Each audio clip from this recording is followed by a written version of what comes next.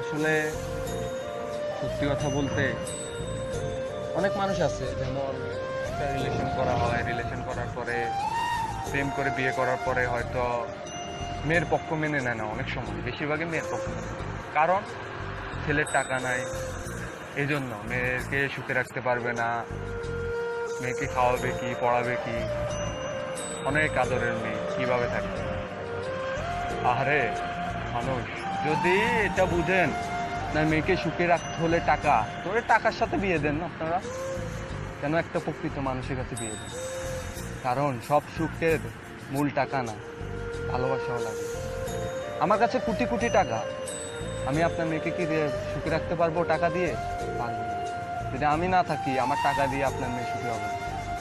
সত্যিকারের যদি আপনার মেয়ে আমাকে ভালোবেসে থাকে, তাহলে ও কখনোই টাকার কাছে, ওর টাকার কাছে বিক্রি হবে না, এবং কি টাকাকে ভালোবাসবে না, ভালোবাসবে আমাকে। আর আমি তো আপনার মেয়ের মন জয় করে নেব, কিনে নেব না। কিনে নেওয়ার ইচ্ছা থাকলে হাজারটা এরকম মন কিনে নেওয়া যায় টাকা দিয়ে, কিন্তু আমি আপনার মন, আপনার মেয়ের মন কিনে নিতে চাই। তো এই কথাটা বলার উদ্দেশ্য একটাই, কারণ অনেক বাবারা আছে যে ওনারা ওনাদের মেয়েকে অনেক বড় লোক ঘরে বিয়ে দিতে চায়, টাকা, যেন টাকার কাছে সব সুখ থাকে। টাকার কাছে সব সুখ নেই।